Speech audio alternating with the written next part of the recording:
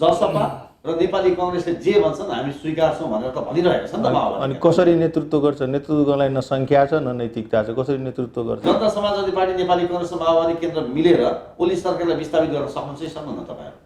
किन सक्ने भन्ने प्रश्न छ। तपाईहरुले बल दिनु भएको छैन। हामीले किन दिने? यो त बल किन दिनु पर्यो? प्रचण्डजी नै उहाँलाई काँधमा बसाइराख्नु भएको छ। सबैभन्दा 2/3 नजिकको सरकारको चाहिँ प्रधानमन्त्री बनाइराख्नु भएको छ, जसले डम्फु पिट्दै यो विश्वको उत्कृष्ट संविधान छ भनेर लड्डु खाए, आधा देशमा दीपावली मनाए। आज अनुहार लुकाउनलाई चाहिँ तपाईको खोज्नु पर्ने हुन्छ। तपाईहरु पनि खोजेपछि मात्रै बाहिर निस्किन्छ। तपाईहरु सरकारको नेतृत्व गर्न तयार हो? हामीलाई कसले नेतृत्व दिन्छ? त्यही प्रधानमन्त्री कुर्सी म्याजिकल चेयर हैन, सुन्नुस् न, त्यही म्याजिकल चेयरको लागि 3 करोड जनताको चाहिँ भावनामा लात हानेर चाहिँ यो कम्युनिस्टहरू अगाडि बढेको होइन। त्यो पनि निर्णय कांग्रेसले गर्न सकेको छैन। अब कांग्रेसलाई नै प्रधानमन्त्री चाहिएको छ, फेरि अर्को गठबन्धन बनाउँछु भन्छ। प्रचण्डजी चाहिँ 16 बुन्दे सहमति गरेर फास्ट ट्र्याकमा चाहिँ संविधान निर्माण गर्ने र रातारात तपाईको 33 दलीय गठबन्धनमा बानेश्वरबाट भागेर गएर चाहिँ केपी शर्मा ओलीको पाउमा पर्नुभएको होइन, हामीले बिचलीमा पारेर। तपाईहरु ओलीसँग नजिक हुने बित्तिकै उनीहरुको चित्त दुख्ने सम्भावना फेरि उतातिर बढेर जान्छ। अनि यस्तो हामी सुन्नुस् एउटा कुरा, अब कसरी मिलेर? अनि सुन्नुस् एउटा, अनि एउटा कुरा सुन्नुस् न, नेपाली राजनीतिमा एकपटक त उहाँ सबैले ठग्नुभयो। गिरिजाप्रसाद कोइरालादेखि लिएर सुशील कोइरालादेखि लिएर यो सबैले महन्त ठाकुरदेखि लिएर सबैले ठगिसक्नुभयो उहाँ। अब आफ्नो छोराछोरी चाहिँ विदेशमा गएर चाहिँ पिआर पाउँदाखेरि यहाँ दिवाली मनाउनेहरू आफ्नै देशमा बसेको जनताले चाहिँ नागरिकता नदिने यस्तो विषय हुन्छ? केपी ओलीजी, शेरबहादुरजी लगायतको यो हाम्रो पार्टीको नेताहरू, यो प्रचण्डजी बस्नु पर्यो। उहाँहरूले त टुडी खेलमा आत्मआलोचना गर्नुपर्छ कि हामीले सही नेतृत्व दिन सकेनौँ 30 वर्षमा।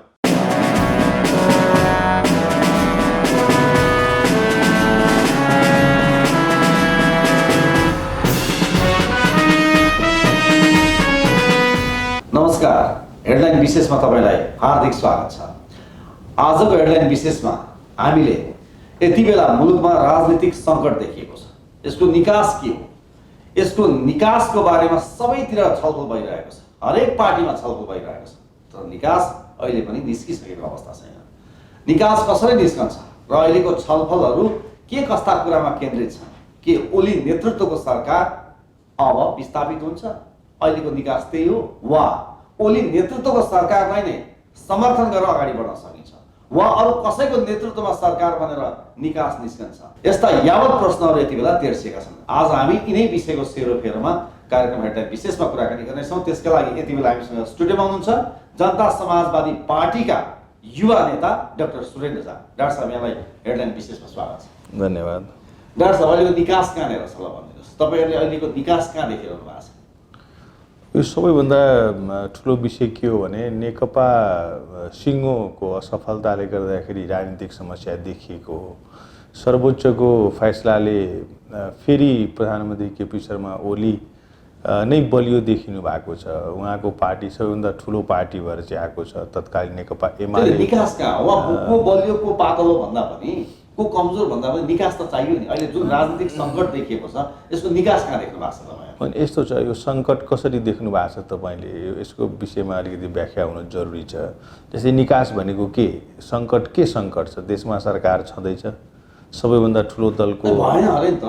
ओली नेतृत्वको सरकारले नैतिकताको आधारमा राजीनामा दिनुपर्ने, अनि यस्तो उहाँ प्रतिगमनकारी हुनुभयो र जुन संसद उहाँले विघटन गर्नुभयो त्यही संसदलाई पुनर्स्थापना चाहिँ जब अदालतबाट हुन्छ भनेदेखि त उहाँको सरकारले गरेकै क्रियाकलापलाई अदालतले वैधानिकता दिँदैन भनेपछि त अहिले उहाँको अवस्था के भनेर त प्रश्न उठाइरहेका छन्। अनि यस्तो छ, यसमा नैतिकता भन्ने कुरा कानुनभन्दा माथि हुन्छ। नैतिकताको लागि कुनै धारा छ हाम्रो संविधानमा? छैन। त्यो चाहिँ कानुनी उपचारभन्दा माथिको विषय हो। प्रधानमन्त्रीजीले प्रष्ट ढङ्गले भनिसक्नु भएको छ कि म राजीनामा दिन्न, म संसदमा फेस गर्छु भन्नुभएको छ। तर अहिले प्रधानमन्त्री केपी शर्मा ओलीले राजीनामा दिनुभयो भने अहिलेको निकास सर्लक्कै निस्कन्छ भनेर तपाईँले सुन्नु भएको छैन? माओवादी केन्द्र लगायतका मान्छेहरूले भनिरहेका छन्। अनि यस्तो छ, मेरो भनाइ के हो भने समस्या कहाँनिर छ त? सबैभन्दा ठुलो पार्टीको अध्यक्ष संविधानले दाबी गर्दाखेरि पनि सबैभन्दा ठुलो पार्टीले नै सरकार बनाउने चाहिँ त्यो अवस्था आउँछ। उहाँ प्रधानमन्त्री छँदै हुनुहुन्छ, उहाँलाई समर्थन चाहिँ उहाँकै साथीहरू, पूर्व साथीहरूले नेकपा माओवादी केन्द्रले दिएकै छ। लगभग 2/3 सरकार छ मुलुकमा भन्दाखेरि माओवादी केन्द्रको डबल स्ट्यान्डर्ड हो। एकातिर समर्थन अब यो त अरूतिर बाहिर फेरि विरोध भइरहेको छ। यो त प्रष्टै छ नि त। उहाँहरूले समर्थन किन टिकाइराख्नु भएको छ? उहाँहरूकै भाषामा भन्ने हो भने त उहाँहरूले जुन दिन त्यो चाहिँ निर्णय आयो सर्वोच्चको, तत्काल चाहिँ उहाँहरूले फिर्ता लिनु पर्थ्यो। त्यसैले निकासको कुरा गर्दाखेरि मैले देखेको मुलुकमा सरकार छँदैछ, सबैभन्दा ठुलो पार्टीको अध्यक्ष प्रधानमन्त्री छँदै हुनुहुन्छ, उहाँलाई समर्थनमा टिकाइराख्ने उहाँकै दौतरी साथीहरू पहिले यो पुस 5 गतेभन्दा सँगै भएको नेकपा माओवादी केन्द्रको समर्थन यथावत छ। त्यसैले मलाई लाग्छ त्यो सम्माननीय प्रधानमन्त्री केपी शर्मा ओली त्यो कुर्सीमा बस्दाखेरि समस्या भयो, त्यो ठाउँमा चाहिँ अर्को कुनै व्यक्ति प्रचण्डजी जाँदाखेरि समस्याको समाधान भयो। हाम्रो चाहिँ नि यो लाइन नै ठिक भएन। म त के भन्छु भने अहिले राजनीतिक सङ्कट छ कि छैन डाक्टर साहब? अब कुन हिसाबले नजरमा अहिले सङ्कट हो कि होइन? किन सङ्कट वाक्कै चुलियो? यस्तो विषम परिस्थिति त कहिले पनि थिएन अरे, त्यस्तो भन्दैछन् नि। होइन, यस्तो छ, यसको चाहिँ मान्छेको आफ्नो आफ्नो बुझाइ हो। सर्वोच्चले फैसला गर्यो, न्यायालयले फैसला गरिसकेपछि केपी शर्मा ओलीजीले त्यसलाई स्वीकार गर्नुभयो, मानिदिनु हो, र त्यसपछि उहाँले मैले गरेको राजनीतिक निर्णय सर्वोच्चले गलत साबित गर्दाखेरि हाउसको चाहिँ लिडरको हिसाबले, प्रतिनिधि सभाको चाहिँ नेताको हिसाबले, प्रधानमन्त्रीको हिसाबले उहाँ सर्लक्कै छोडेर एउटा बहिर्गमनको चाहिँ बाटो उहाँले लिनुभएको भए त समस्या छँदै थिएन। यो नैतिकताको विषय हो। उहाँ चाहिँ कानुन टेकिराख्नु भएको छ, संविधान टेकिराख्नु भएको छ। उहाँले के भन्नुभएको छ भने मलाई हटाउन खोज्नेहरूले मलाई संसदमा अविश्वासको प्रस्ताव लिएर आउनु पर्यो या मलाई दिएको समर्थन फिर्ता लिनु पर्यो। दुईटै काम भएको छैन। अविश्वासको प्रस्ताव ल्याउँदाखेरि नेपाली काङ्ग्रेस त्यसभन्दा प्रतिपक्ष पार्टी हो हाम्रो देशमा। नेपाली काङ्ग्रेसको सभापति शेरबहादुरजीले म यो अविश्वासको प्रस्ताव ल्याउने मान्छे नै होइन भनेर तपाईँहरूकै गृह जिल्ला विराटनगरमा बोल्नुभयो। उहाँको स्ट्यान्ड पनि त्यही छ। माओवादी केन्द्रले फेरि कुन चाहिँ जुक्ति लगाएर त्यहाँ चाहिँ बसिरहेको छ, टाँसिरहेको छ, त्यो अवस्था पनि म देख्दिनँ। अर्कोतिर प्रचण्डजीको चाहिँ भाषण मैले अस्ति त्यो डबलीमा सुने प्रज्ञा भवनमा, विश्वको सबै कम्युनिस्टलाई म एक बनाउँछु, अझ आफ्नो देशको सबै कम्युनिस्टलाई एक बनाएँ भनेर चाहिँ मलाई रिस गर्ने राष्ट्रिय अन्तर्राष्ट्रिय शक्तिहरू छ भनेर उहाँले बोल्नुभयो। भने विश्वको कम्युनिस्ट एक बनाउने, देशको कम्युनिस्ट एक बनाउने भने उहाँको लक्ष्य त रहेछ त। नागरिक समाजको सभामा उहाँले यस्तो भाषण दिनुभयो। त कम्युनिस्टलाई एक बनाउने उहाँको जुन प्लान छ त्यसमा चाहिँ अन्य म जस्तो गैर कम्युनिस्ट मान्छेलाई के सरोकारको विषय हो? अथवा चाहिँ नि लोकतन्त्रवादी डेमोक्रेटहरूको चाहिँ त्यसमा के सरोकारको विषय हो? त माओवादी केन्द्रले भनिरहेको छ नि त, हामीलाई सरकारको नेतृत्व गर्न छैन, जसपा र नेपाली कांग्रेसले जे भन्छन् हामी स्वीकार्छौँ भनेर त भनिरहेको छ नि त माओवादी। अनि कसरी नेतृत्व गर्छ? नेतृत्व गर्नलाई न संख्या छ न नैतिकता छ, कसरी नेतृत्व गर्छ? हैन, तर जनता समाजवादी पार्टी नेपाली कांग्रेस र माओवादी केन्द्र मिल्यो भनेदेखि पुग्दैन बहुमत। अनि मैले भन्दैछु त, न संख्या छ न तपाईँको नैतिकता छ, कसरी नेतृत्व गर्छ? केपी शर्मा ओली बनाउने बाटोमा पुस 5 गतेसम्म त प्रचण्डजी, माधव नेपालजी, जीएन खनालजी, वामदेवजी सँगै थिए त। अहिले धेरै बागमतीमा पानी बग्यो नि त, बगेको छ होइन, बगेको छ। संसद विघटन गर्यो ओली नेतृत्वको सरकारले, त्यसपछि चाहिँ धेरै खालका राजनीतिक उतार चढावहरू आए। होइन, कसको कारणले गर्दाखेरि आयो मलाई भन्नुहोस् न? जनताको लागि सरोकारको विषय बनेको छ यो देशमा। ठीक छ, जनता समाजवादी पार्टी, नेपाली कांग्रेस र माओवादी केन्द्र मिलेर ओली सरकारलाई विस्थापित गर्न सक्नुहुन्छ सक्नुहुन्न तपाईँहरू? किन सक्ने भन्ने प्रश्न छ। किन विस्थापन गर्ने? केपी शर्मा ओलीको विस्थापन गरेर प्रचण्डजीलाई त्यहाँ कुर्सीमा बसाउनलाई गर्ने, शेरबहादुरजीले कुर्सीमा बसाउनलाई गर्ने? उहाँहरू यो देशमा अहिले केपी शर्मा ओलीलाई जुन किसिमको कन्फिडेन्स उहाँको अहिले पनि देखिन्छ यो संसद पुनर्स्थापना पछि, त्यसमा कहीँ कतै तपाईँहरूले त्यो बल दिनुभएको हो त? हाम्रो कुनै बल छैन। मैले तपाईँलाई भनौँ, आज केपी शर्माको कन्फिडेन्स हेर्नुहोस् त, उहाँको सधैँ कन्फिडेन्स हो। उहाँ जुन दिन पार्टी एकीकरण गर्नु होइन, संसद पुनर्स्थापना पछि होइन, तपाईँ अलि उहाँ जुन दिन पार्टी एकीकरण घोषणा गर्नुभयो त्यो दिन उहाँ मात्रै कन्फिडेन्समा हुनुहुन्थ्यो। माधवजीहरू त, जेएनजीहरू त चुप लागेर तै चुप मै चुपको अवस्थामा हुनुहुन्थ्यो। त्यही बेला पनि उहाँको कन्फिडेन्स थियो। प्रचण्डजीलाई चाहिँ मण्डेलामा बसाउन लगाउनु भयो, त्यो बेलामा पनि उहाँको कन्फिडेन्स थियो। अहिले पनि उहाँले प्रष्ट, हेर्नुहोस्, एउटा कुरा के छ भने केपी शर्मा ओलीजी प्रष्ट हुनुहुन्छ मलाई के गर्नु छ भन्ने विषयमा। तर अन्य दलको नेताहरू हामीले किन दिने? यो त बल किन दिनु पर्यो? प्रचण्डजी नै उहाँलाई काँधमा बसाइराख्नु भएको छ, सबैभन्दा 2/3 नजिकको सरकारको चाहिँ प्रधानमन्त्री बनाइराख्नु भएको छ। अर्को कुरा, तपाईँको नेपाली काङ्ग्रेस चाहिँ अलमलमै छ। काङ्ग्रेस पार्टीले कुनै रोडम्याप ल्याएको छ, नेक्स्ट के गर्ने भन्ने त छैन। अब हाम्रो भन्नुहुन्छ भने त हामी त चौथो शक्ति हो, सङ्ख्याको हिसाबले पनि हामी पछाडि परेका छौँ। र यो 30 वर्षको राजनीतिक अभ्यासमा, लोकतान्त्रिक अभ्यासमा सधैँ सत्तामा शक्तिमा बस्नुहुने त त्यही काङ्ग्रेसको नेताहरू हुनुहुन्छ, त्यही नेकपा एमाले हुनुहुन्छ, माओवादी केन्द्रको हुनुहुन्छ। उहाँहरूले 30 वर्षमा 24-25 पटक प्रधानमन्त्रीको शपथ ग्रहण गराउनु भयो, कयौँ पटक चाहिँ मन्त्रीहरू बनाउनु भयो, तर जनताले त के पाए? यो अहिले सङ्घीय लोकतान्त्रिक गणतन्त्रमा गइसक्दाखेरि पनि जनताको विषयवस्तु त केन्द्रबिन्दु बनेको छैन नि। अहिले जो साथीहरूले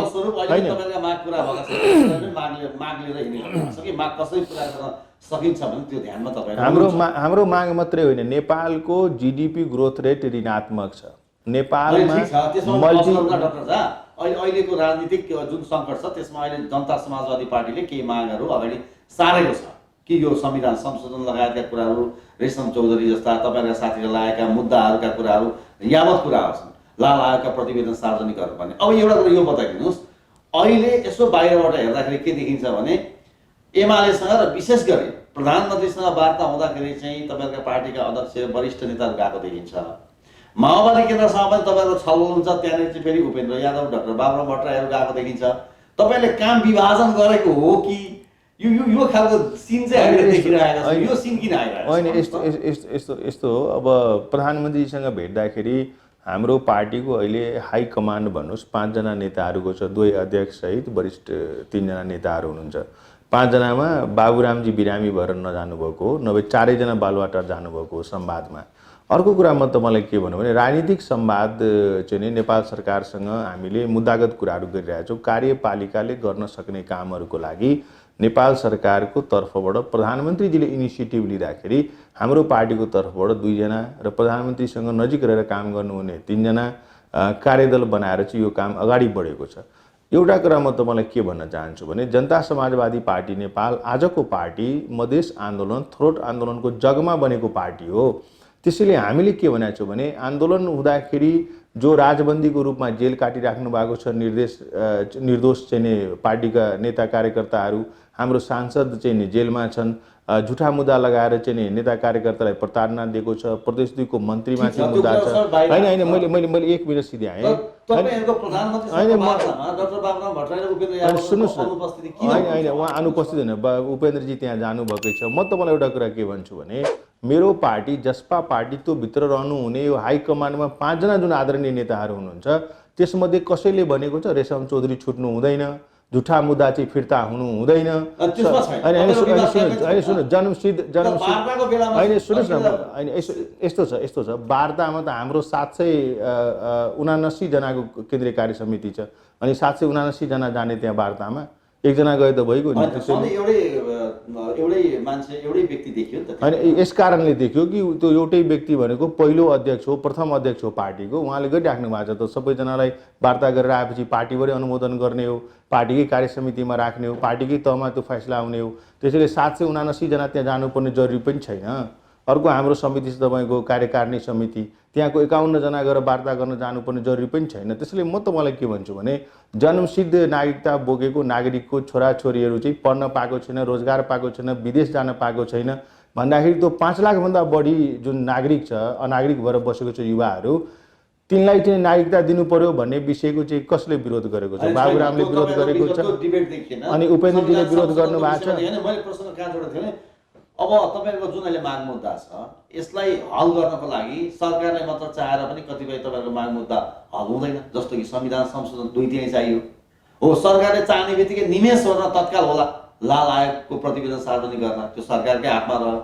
अब कतिपय जस्तै तपाईँको मुद्दा फिर्ता, रेशम चौधरी लगायतको अलिकति अदालती न्यायिक प्रोसेसबाट अगाडि बढ्नु पर्दा, अर्थात् तपाईँले सबैलाई मिलाएर लानुपर्ने अवस्थामा तपाईँको अट्याचमेन्ट चाहिँ केपी शर्मा ओलीसँग अलिकति बढ्दै गएको हो कि भन्ने आशंका देखिरहेको छ। त्यो तपाईँलाई लागेको मात्रै हो। तपाईँलाई के लाग्छ यो विषयहरू हामीलाई थाहा छैन? संविधान संशोधन व्यवस्थापिकाले गर्ने कामको लागि सबै दलहरूको बिचमा एउटा साझा अवधारणा बन्नुपर्ने जरुरी छ। तपाईँलाई म भनौँ सुशील कोइरालादेखि अहिलेसम्म हालको प्रधानमन्त्रीलाई समेत हामीले चाहिँ सहयोग गरेर प्रधानमन्त्री बनाएकै हो। शेरबहादुरजीलाई बनायौँ, प्रचण्डजीलाई बनायौँ, अहिले प्रधानमन्त्री हुनुहुन्छ उहाँलाई बनायौँ, उहाँलाई समर्थन दियौँ, समर्थन फिर्ता पनि लियौँ र संविधान संशोधनको प्रतिनिधि सभामा संसदीय सचिवालयमा त्यसको एउटा इन्स्टिट्युसनल मेमोरी छ। 63% लगभग मतले चाहिँ असफल भएको विधेयकको पनि एउटा इन्स्टिट्युसनल मेमोरी हामीसँग छ। त्यसैले व्यवस्थापिकामा गर्नुपर्ने कामहरूमा संविधान संशोधनको लागि सबैभन्दा अनुदार व्यक्ति भनेको त अहिलेकै प्रधानमन्त्रीजी हो नि। त्यसैले अहिले संविधानको लागू गर्ने बेलामा त उहाँहरू आफै पनि सत्ता जसले संविधान रातारात तपाईँको चाहिँ अधिनायक शैलीमा बनाउनु भयो। अहिले चाहिँ तपाईँको रातारात त्यसलाई प्रतिनिधि सभा भङ्ग गरिदिनु भयो प्रधानमन्त्रीले। त्यो सोच त व्यक्तिवादी सोच नै छ अहिले पनि। र उहाँ चाहिँ जुन सबैभन्दा तपाईँको चाहिँ कन्जर्भेटिभ हुनुहुन्थ्यो, सुन्नै चाहनुहुन्थेन, आज उहाँले चाहिँ म यो सबै काम गर्छु भनेर भन्नुभएको छ। अर्को कुरा, अहिले उहाँ हट सिटमा हुनुहुन्छ, प्रधानमन्त्री पदमा त केपी शर्मा ओली नै हो भने सरकारले गर्न सक्ने काम चाहिँ म गर्छु, म जति सक्छु म गर्छु भनेर केपी शर्मा ओलीले भन्नुभएको छ। र उहाँले संविधान संशोधनको खालि मधेसको मात्रै मुद्दा छैन, हाम्रो मात्रै विषयले लिएर संविधान संशोधन गर्नु पर्दैन। अहिले त देखियो नि संविधान त्रुटिपूर्ण छ, जसले डम्फु पिट्दै यो विश्वको उत्कृष्ट संविधान चाहिँ लड्डु खाए, आधा देशमा दीपावली मनाए, आज अनुहार लुकाउनलाई चाहिँ तपाईँको खोज्नुपर्ने हुन्छ। तपाईँहरू पनि खोजेपछि मात्रै बाहिर निस्किन्छ। त्यसैले स्थिति के हो भने हामीले जुन कुरालाई उठाएको थियौँ त्यो आज साबित भएको छ। कुनै पनि धारा उपधारालाई लागू गर्नु पर्यो भने न्यायालयको व्याख्याको आवश्यकता पर्छ। त्यसैले यो संविधानलाई दीर्घकालीन रूपमा अगाडि लिएर जाने हो भने यसमा संशोधन आवश्यक छ। त्यो बुझाइ काङ्ग्रेसलाई पनि भएको होला, बोध भएको होला, नेकपा माओवादी केन्द्रलाई पनि बोध भएको छ। र उहाँहरूले जुन विषयहरू लिएर जानुभएको थियो, जुनमा हाम्रो अलिकति रिजर्भेसन पनि थियो, त्यो सबै कुरा राखेर अहिलेको प्रधानमन्त्री र सबैभन्दा ठुलो पार्टी नेकपा एमाले, यो चाहिँ नबिर्सनुहोस् तपाईँ, अहिलेको स्थितिमा सबैभन्दा ठुलो पार्टी त नेकपा एमाले हो नि, त्यसको अध्यक्ष त केपी शर्मा ओली हो नि त। त्यसैले उहाँहरू सबै मिलेर, हामी मिलेर के संशोधन गर्नुपर्ने हो त्यसलाई चाहिँ नि खुट्याएर त्यसलाई एउटा अगाडि बढाउने कि एकले अर्कालाई निषेध गर्दै जाने हो भने संशोधन हुन्छ। तपाईँकै भाषामा भन्दैछु, केपी शर्मा ओलीलाई चाहिँ हामीले निषेध गरिदिएपछि मेरो मुद्दाको संशोधन हुन्छ? मेरै पार्टीको जुन नेताहरूको तपाईँले इसारा गरिराख्नु भएको छ, केपी शर्मा ओलीसँग संवादहीनतामा गएपछि हाम्रो संविधान संशोधन हुन्छ? यस्तो कुतर्क गर्ने? अब डाक्टर दाइ हामीलाई यो बताइदिनुहोस्, तपाईँहरू सरकारको नेतृत्व गर्न तयार हो? हामीलाई कसले नेतृत्व दिन्छ? त्यही प्रधानमन्त्री कुर्सी म्याजिकल चेयर होइन। सुन्नुहोस् न, तपाईँ हाइपोथेटिकल कुरा नगर्नुहोस् न। होइन, म भन्दैछु नि कसरी भन्दैछु म, तपाईँ हाइपोथेटिकल कुरा नगर्नुहोस् न। त्यही म्याजिकल चेयरको लागि 3 करोड जनताको चाहिँ नि भावनामा लात हानेर चाहिँ नि यो कम्युनिस्टहरू अगाडि बढेको होइन। त्यो म्याजिकल चेयर चाहिँ हामीलाई उठाएर सर्लक्क मेरो घरमा पुर्याइदिन्छ जसपा पार्टीको कार्यालयमा। नेपाली काङ्ग्रेस तपाईँ कुरा गरिदिन्छु, त्यो नेपाली काङ्ग्रेस पार्टीको केन्द्रीय कार्य समितिको बैठक अखबारमा हामीले पढ्न पायौँ, टेलिभिजनमा सुन्यौँ कि काङ्ग्रेसकै नेतृत्वमा वैकल्पिक गठबन्धन निर्माण गर्ने उहाँहरूले निर्णय गरिसक्नु भएको छ। काङ्ग्रेसको नेतृत्वमा संविधानले के परिकल्पना गरेछ, जुन मान्छेको जुन व्यक्तिको चाहिँ नै उसमा हामी अविश्वासको प्रस्ताव लिएर जान्छौँ, नेक्स्ट लिडरलाई पनि हामीले प्रोजेक्ट गरेर जानुपर्ने छ। त्यो पनि निर्णय काङ्ग्रेसले गर्न सकेको छैन। अब काङ्ग्रेसलाई नै प्रधानमन्त्री चाहिएको छ, फेरि अर्को गठबन्धन बनाउँछु भन्छ। गठबन्धनको मिनिमम कल्चरले के भन्छ? हामी सँगै बस्नु पर्यो, छलफल गर्नु पर्यो, त्यसपछि पो टुङ्गो लाग्छ त कसलाई प्रधानमन्त्री बनाउने, कुन पार्टीलाई, त्यसपछि त्यो दलमध्येको कुन चाहिँ साथीको नाउँमा चाहिँ सहमति जुट्छ। त्यसको लागि काङ्ग्रेसले तपाईँले प्रश्न भन्नुहोस् न त, मै माग्ने ढुङ्ग्रो लुकाउने काम त गर्नु भएन होइन। त्यसको लागि उहाँहरूले स्पेस दिनुभयो। माओवादी केन्द्रले भनिसक्यो सुन्नुहोस् न, हामीलाई सरकारको नेतृत्व गर्नु छैन र काङ्ग्रेसमा पनि त्यहाँ दुई धारका विचारहरू आइरहेका छन्। राजनीतिमा सम्भवै सम्भव तपाईँहरूले भन्नुहुन्छ सम्भावनाको खेल हो भनेर होइन। अब अहिलेसम्मको अवस्थामा हेर्दा अहिले जो तपाईँका पार्टीका अध्यक्ष हुनुहुन्छ क्वालिफाइड हुनुहुन्छ नि, उहाँको योगदान, उहाँको त्याग। अरे सुन्नुहोस् म भन्दैछु तपाईँलाई एउटा कुरा, म के भन्छु, तपाईँहरू कहिले ओलीसँग वार्ता गर्ने, कहिले यता वार्ता गर्ने, कहिले उता गर्ने गरेपछि त कसरी क्लियर सिनाउँछ? हामी अगाडि बढ्न सक्नु पर्दैन। होइन सुन्नुहोस्, म भन्दैछु एउटा कुरा त नेपाली काङ्ग्रेसले जुन यो निर्णय गर्यो त्यो निर्णयले त गठबन्धन बन्ने कुरालाई नै असहजता ल्याइदियो। किन भन्दाखेरि सङ्ख्या भएको भए त काङ्ग्रेसको प्रधानमन्त्री हुन्थ्यो नि, सङ्ख्या छैन नि त काङ्ग्रेससँग सङ्ख्या नहुँदाखेरि त काङ्ग्रेसले अरू गठबन्धनमा लिन खोज्ने दलहरूसँग संवाद गरेर पो त्यो निर्णय गर्थ्यो त। त्यसैले काङ्ग्रेसले त के भन्यो, मेरै पार्टीको काङ्ग्रेसको नेतृत्वमा वैकल्पिक शक्ति भन्यो। त्यसैले यो अलिकति असहजता, अझ यसले त केपी शर्मा ओलीजीलाई नै सहयोग पुगिराखेको छ त, गठबन्धनको कुरा गर्ने अनि त्यसपछि आफै लुरु निर्णय गर्ने।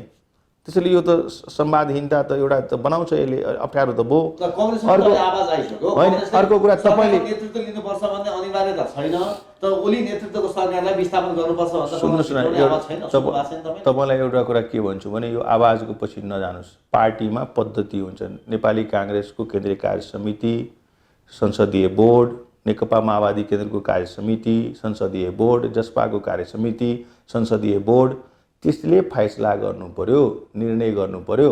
जहाँसम्म तपाईँले अघि त्यो दक्षता क्षमताको कुरा गर्दै हुनुहुन्थ्यो, तपाईँलाई म भनौँ जनताबाट निर्वाचित भइसकेपछि, सांसद भइसकेपछि all are qualified to be a waiting minister and to be a prime minister. यो त थ्योरी होइन थ्योरी होइन प्र्याक्टिकल धेरै कुरा हेरिन्छ नि होइन मैले त्यही भन्दैछु। त्यसैले तपाईँले भन्न खोजेको कुरा जनता समाजवादी पार्टीभित्र दर्जन मैले भने नि लगभग आधा दर्जन मान्छे चाहिँ तपाईँको प्रधानमन्त्री भइसकेको मान्छे पनि हामी कहाँ हुनुहुन्छ, धेरैलाई बनाउनु भएको मान्छे पनि हामी कहाँ हुनुहुन्छ र हामी डाइनामिक व्यक्तित्वहरू पनि हुनुहुन्छ जसले देशलाई नेतृत्व दिन सक्छ।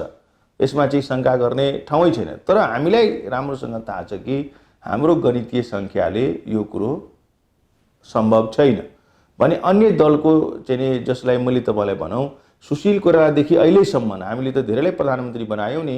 शेरबहादुरजीलाई बनायौँ, सुशीलजीलाई बनायौँ, प्रचण्डजीले बनायौँ, माधवजीले बनायौँ, बाबुराम भट्टराईजीले बनायौँ। होइन म विश्वास होइन। म एउटा कुरा भन्न चाहन्छु, म नेपाली जनतालाई म एउटा कुरा भन्न चाहन्छु, सभालाई सरकारको नेतृत्व गर्ने यिनीहरूले दिन्छन् भने तपाईँलाई विश्वासै छैन। अब अहिलेसम्म त दिनुभएको छैन नि त। यतिसम्म कि मेरै नेतृत्वमा हुन्छ भने सोद्धा पनि सोध्नु भएन। गठबन्धनको चाहिँ एउटा आँखा चाहिँ हामीतिर देखाइराख्नु भएको छ कि जसपा पनि गठबन्धनमा आउनुपर्छ। थाहा छ हामी नगइकन हुँदैन, सोधिकन मेरै नेतृत्वमा हुन्छ भनेर त निर्णय अखबारमा पढ्न पाएँ नि त। त्यसैले म तपाईँलाई के भन्छु भने यो देशमा खास गरिकन पछिल्लो समयमा शेरबहादुरजीलाई, प्रचण्डजीलाई, दुई ठाउँबाट हारेको माधव नेपालजीलाई र यो डाक्टर बाबुराम भट्टराईलाई प्रधानमन्त्री बनाउनलाई आदरणीय महन्त ठाकुरजीको चाहिँ नै सदास्यता, जोडबल, विवेकले एकदमै अगाडि गएर सहयोग गरेको थियो। उहाँहरू त निर्णय गर्न सक्नुपर्छ नि त। हामीले सबै कुरो सबै थोक पायौँ, सत्ता पायौँ, तर जनता समाजवादी पार्टीले आन्दोलन गर्यो, उसको मान्छे जेलमा छ भन्दाखेरि हामी अधिकारको लागि लड्दैछौँ, उहाँहरू चाहिँ कुर्सीको म्याजिकल चेयरको लागि लड्दै हुन्छ। त्यतिकै उहाँहरूको चाहिँ चेत खुलेको छ भने निर्णय गरेर भन्नुहोस् न, ल महन्तजीले हामी प्रधानमन्त्री बनाउँछौँ। सायद यो इतिहास कालखण्डमा मलाई लाग्छ नेपालको राष्ट्रिय एकता, नेपालको सामूहिकता, लोकतन्त्रको चाहिँ एउटा उच्चतम प्रयोग चाहिँ यो हुनसक्छ। तर यो मैले मात्रै अपेक्षा मात्रै राखेर भएन, यो त उहाँहरूको हातमा छ। जुन सदास्यता महन्तजीले देखाउनु भयो आफ्नो इतरको साथीहरूलाई, मित्रहरूलाई, जोसँग उहाँहरू लामो समय छलफल काम गर्नुभयो डेमोक्रेसीको लागि, त्यो विषय त उहाँहरूले बन्द गरिदिनु भएको छ। त्यसैले हामीलाई अहिले हामी यो सत्ताको खेलमा छैनौँ। हाम्रो खेल के हो भने हाम्रो जुन अधिकारसँग सम्बन्धित विषयहरू छ, हाम्रो साथीहरू जेलमा हुनुहुन्छ, त्यसमाथि मुद्दा लागेको छ, यो विषयहरू हाम्रो लागि प्रधानता छ। त्यसैले हामी संवाद सबैसँग गरिरहेका छौँ। ठिक छ। त्यो उसो भएदेखि माओवादी केन्द्र र नेपाली कङ्ग्रेसले पार्टीगत निर्णय गरे भने तपाईँहरू तयार हुनुहुन्छ? स्वागत योग्य हुन सक्छ। सक्छ भन्ने कुरा नगर्नुहोस् है डाक्टर। मैले भने स्वागत योग्य हुन्छ। धेरै खालका मिनिङ हुन्छ। होइन हामी यस्तो छ नि, नेपाली कङ्ग्रेस र माओवादी केन्द्रले पार्टीगत रूपमा निर्णय गर्यो भने जनता समाजवादी पार्टी सर्लक्कै अगाडि बढ्छ, निश्चित रूपले अगाडि बढ्छ र उहाँहरूले निर्णय गर्छ। होइन यस्तो छ, नाम थ्रो गर्छ। होइन निश्चित गर्छ। यसमा त कुनै शङ्कै भएन नि। एउटा कुरा मैले तपाईँलाई एउटा होइन म प्रश्न भन्दैछु। एउटा कुरामा हामी कहाँ कन्भिन्स हुनु पर्यो भने को प्रतिगामी को अग्रगामीमा हामी छलफल गर्नेतिर गयौँ भने मुलुक झन् द्वन्द्वमा फस्छ। किन भन्दा शेरबहादुरजीले राजदरबारमा गएर डेमोक्रेसी बुझाएको होइन, उहाँ त्यसपछि सभापति बन्नुभयो, प्रधानमन्त्री बन्नुभयो। यो प्रचण्डजी चाहिँ 16 बुन्दे सहमति गरेर फास्ट ट्र्याकमा चाहिँ संविधान निर्माण गर्ने र रातारात तपाईँको 33 दलीय गठबन्धनमा बानेश्वरबाट भागेर गएर चाहिँ केपी शर्मा ओलीको पाउमा पर्नुभएको होइन, हामीले बिचलीमा पारेर। अनि उहाँहरू के चाहिँ अग्रगामी हो। तपाईँको यो अन्तरिम संविधान चाहिँ तपाईँको त्यसलाई अन्तरिम संविधानको भावनाले स्पिरिटलाई कुल्चेर चाहिँ तपाईँको संविधान भन्यो, प्रतिगामी संविधान भन्यो। त्यसको ड्राफ्ट कमिटीको सभापति को हुनुहुन्थ्यो? मेरो पार्टीको आजको नेता हुनुहुन्थ्यो बाबुराम भट्टराई। अनि उहाँ चाहिँ एकदम अग्रगामी अनि बाँकी सबै एकदम प्रतिगामी। यो भाष्य नै ठिक भएन। त्यसैले म चाहिँ तपाईँलाई के भन्छु, उहाँहरू चाहिँ आन्दोलन गर्नुभयो होइन, मैले भन्छु होइन, म तपाईँलाई भन्छु प्रतिगमनकारी को जसले लोकतन्त्रको सिद्धान्त अनुसार आचरण बनाउन सकेन, प्रतिगमनकारी को जसले सबैलाई सामूहिकतामा लिएर जान सक्दैन। होइन निषेधको राजनीति गर्नु भएन। होइन मैले भने नि तपाईँलाई होइन, यो जसले ल्याउँछ उहाँहरू इतिहासमै भूत हेर्नुहोस्, यो त विगतको कुरा हो नि त। भूत भनेको भूतै हो, त्यसैले भूतको पछि लागेर काम छैन। अब वर्तमान अवस्थामा जो साथीहरू प्रतिनिधि सभामा छ, जुन पार्टीहरू छ, त्यसको अस्तित्वलाई स्वीकार गर्ने कि नगर्ने? केपी शर्मा ओली श्रीपेच लगाएको मान्छे त होइन नि। जसरी उपेन्द्र यादवको पार्टी छ जनता समाजवादी पार्टी नेपाल, त्यस्तै पार्टी त तपाईँको केपी शर्मा ओलीको हो नि। जसरी उपेन्द्र यादव चाहिँ जनताबाट अनुमोदित भएर आउनु भएको छ, त्यसरी केपी शर्मा ओलीजी पनि त अनुमोदित भएर आउनु भएको छ। त्यसैले म चाहिँ के भन्छु भने यो निषेधतिर जानु हुँदैन।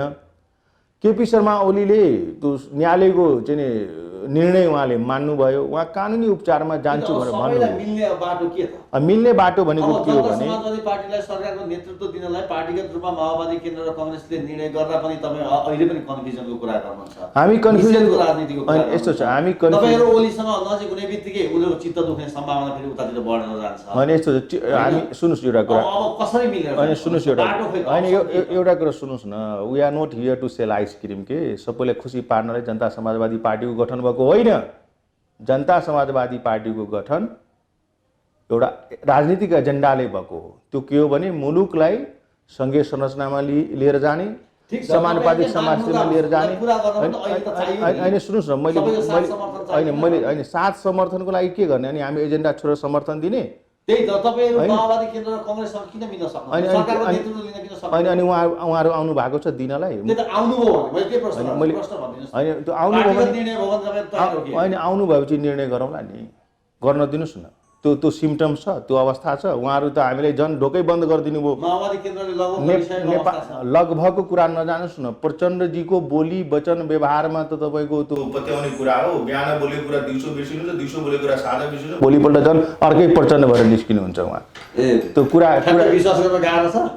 देखिन्छ नि त, उहाँको चातुर्याइले त एकपटक भगवान्लाई पनि ठग्न सक्ने मान्छे हो नि त उहाँ। नेपाली राजनीतिमा एकपटक त उहाँ सबैले ठग्नुभयो। गिरिजाप्रसाद कोइरालादेखि लिएर सुशील कोइरालादेखि लिएर यो सबैले महन्त ठाकुरदेखि लिएर सबैले ठगिसक्नुभयो उहाँ।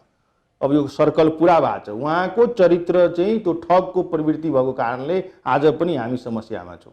कसरी पत्याउने? एक जमानामा त प्रचण्डजी महानायक थियो नि त यो विभेद मुक्तिको लागि, होइन? तपाईँको चाहिँ महानायक मानेको थियो नि हामीले उहाँलाई पेरिस डाँडाबाट 70मा चुनावमा चाहिँ एकदम नराम्रोसँग पराजित भएपछि जङ्गल जान्छु भनेको मान्छेलाई पेरिस डाँडाबाट बानेश्वरमा हामीले नेता बनाएको थियौँ नि 33 दलीय गठबन्धनको। के खान चाहिँ उहाँ छोडेर भाग्नु हामीलाई। त्यसैले म चाहिँ तपाईँलाई के भन्छु भने त्यो भाष्यमा नजाउँ। मैले मेरो भनाइ चाहिँ के हो भने, एक त जनता समाजवादी पार्टी नेपाल यो सत्ताको खेलमा टाढै बस्न खोजेको छ। हामी प्रचण्डजी होस्, शेरबहादुरजी होस्, केपी ओलीजी होस्, हामी उहाँहरूसँग समदूरीमा संवादमा छौँ। र अझ हामी उहाँहरूलाई के भनेको छौँ भने तपाईँहरूले नै हाम्रो सबै समस्याको समाधान गरिदिनुहोस्, म्याजिकल चेयरमा तपाईँहरू नै बस्नुहोस्। तर त्यसको लागि उहाँहरू तयार हुनु पर्यो नि। अनि हामीले खालि उपयोग गर्ने, जब जब समस्या हुन्छ मधेसलाई सम्झिने, अनि जब समस्या कुरा चाहिँ पुरा हुन्छ अनि त्यसपछि हाम्रो अनुहार बिर्सिने। खोला तर्यो लोरो बिर्स्यो। भनेकै छैन त, कसरी भन्ने हो? न्यायालयले चाहिँ फैसला गर्यो, उहाँ चाहिँ त्यसलाई मानिराख्नु भएको छ। अनि यस्तो छ, हाम्रो लागि प्रतिगमन त तपाईँको प्रथम संविधान सभा डिजोल्भ भएको राति नै प्रथम प्रतिगमन भइसक्यो। दोस्रो प्रतिगमन भनेको 16 बुन्दे सहमति गरेर संविधान निर्माण गरे, त्यही बेला प्रतिगमन भयो। तेस्रो प्रतिगमन भनेको जब हामीले टाउको छातीमा गोली ठोक्यो त्यति बेला हाम्रो प्रतिगमन हो। त्यसैले म तपाईँलाई के भन्छु भने हाम्रो लागि प्रतिगमनकारीको अनुहार सम्झिने हो भने त यो केपी शर्मा ओली लगायत सबैजना हुनुहुन्छ, शेरबहादुरजी पनि हुन्छ, प्रचण्डजी पनि हुनुहुन्छ, सबै हाम्रो लागि प्रतिगमनकारी हो। थारू मधेसीको लागि यो देशमा लोकतन्त्र आएको छ।